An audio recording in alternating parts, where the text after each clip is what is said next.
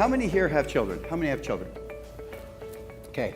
How many, I'm presuming that most of them are at walking stage or beyond, right?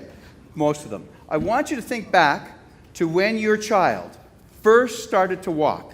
You know, they literally hadn't taken steps yet, but they were hanging onto the furniture for dear life and wobbling, and they were ready to try and take a step, and they tried to take that first step, and they fell down. How many of you said, "Oh, what a loser"?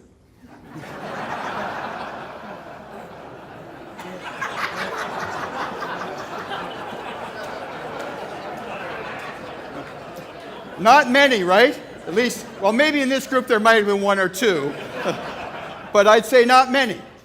So, guess what? In your organizations, to Catherine's point about taking some risks and experimenting a little bit and be willing to fail often, be willing to fail ideally forward every time, it's the same spirit. You've got to look to your people and say, when your people make a mistake, you can't hang them from the rafters. Instead, you've got to take the same sentiment when your kids start to walk and go, how cute, they're that much closer to walking. Now, maybe not the exact sentiment, but that's the spirit of what we're suggesting. If you want innovation, you absolutely have to have some room for failure.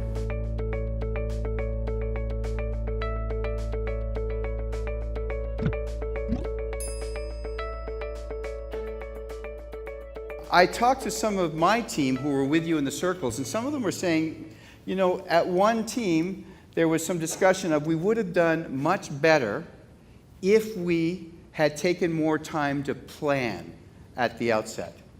And I don't necessarily disagree with that. There was another team that said, you know what? We should have gone to rapid prototyping the process quicker, sooner, and got more out of every iteration of what we did. So two disparate ways of looking at it. We've done some work way back with Florida Power and Light. And there was a group that did an exercise, folks who worked in the swamps in Florida, and they literally strung telephone wires from pole to pole at that stage. We learned more from them than you could possibly imagine, simply because they were willing to fail, try, until they got it right. And they were very quick to say, that didn't work, let's try something different.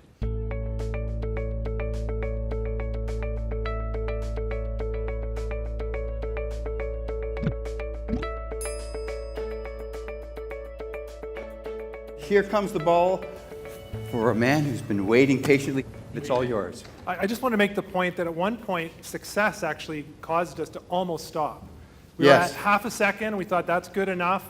We literally were doing the high-fi cheer, and we paused and said, what are others doing? And so we actually did a walk around the whole room, came back and said, we have another innovation idea, and we got to 0.22 seconds. Wow, it doesn't end, does it? Okay.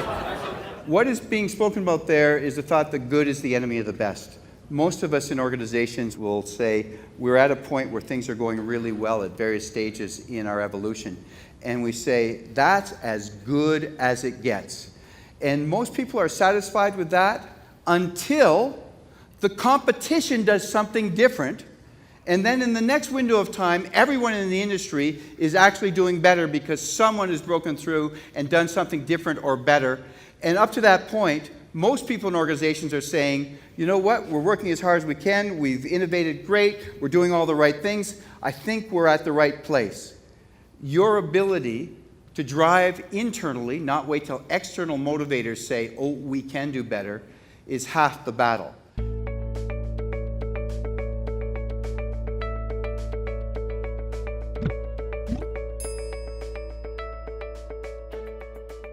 How many here say you could identify someone in your group who had the breakthrough idea? How many say there was a breakthrough idea and someone provided it? Can I throw the ball to you, sir, and you can tell me what that was? Well, I saw him like in a few situations where he came up with a completely new idea. For example, to lay down the boxes and have the ball roll over it. In most groups, was it one person's idea that allowed you to innovate? No, what was it? Collective. So it's a concept that I call idea on idea. There are many people in the world who still think that innovation happens when you're sitting in your cubicle or in your office and the lightning bolt hits you and suddenly you have the great idea. It almost never happens like that.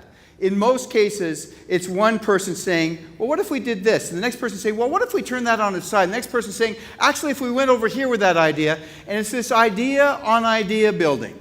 And towards the end of your exercise, would it be safe that you were really well into idea and idea process? That's the heart of innovation, idea on idea. But there's one huge problem with that, and that is in most organizations, those ideas don't come out as quickly as you experience today. Someone you're in a meeting with and someone puts out an idea and you as the senior person says, hey, you know what? We tried that in 2009. It didn't work. Factually correct, but what have you done to the potential for that person to put the next idea forward? Have you opened the tap to more or have you shut them down? We talked at the outset that we might talk about a few things that leaders do that undermine innovation in their organizations. This is a biggie. Most senior leaders, because they have seen it all, done it all, have lots of experience, in meetings, out of real concern for their people in their organization, try and help them from falling in the mud puddles. And what they don't realize is in most meetings or most interactions, they are in a bigger game and they don't even recognize the bigger game. And the bigger game is, can you create an environment where ideas flow quickly? Because as soon as you, as a leader, shoot down an idea, or with good intention, poke holes in an idea, guess what people do? They are slower to bring the next idea to the table. They make sure the idea is perfectly presentable, gift wrap in a bow before they say, hey, consider this. And when you have them do that, it slows idea and idea, and thus it slows innovation in your organization. So can you as leaders be more additive and not be poking holes in the ideas? And I'm going to suggest that one of the things that you could say is there is no such thing as a bad idea. Now, how many here say, I get no such thing as a bad idea? How many can say, I get it? Yet, how many of you have seen some horrible ideas in real life? Lots of you. I've seen terrible ideas. But the question is, when the ideas come forward, and you recognize that innovation is based on an idea and every idea, no matter how good or bad, is the potential seedling for the next idea to build on, can you create the mindset for yourself and for your senior leaders of saying, there's no such thing as a bad idea, so you don't start to slow innovation in your organizations because you're very quick to poke holes. And most senior leadership teams that I sit in on are very good at poking holes. And the holes that they're poking at are appropriate, but they're losing the bigger game. They're not thinking about how do they keep the flow of ideas coming forward, and how do we get idea on idea with speed, because at its basis, that is innovation. That's what makes it happen. With me?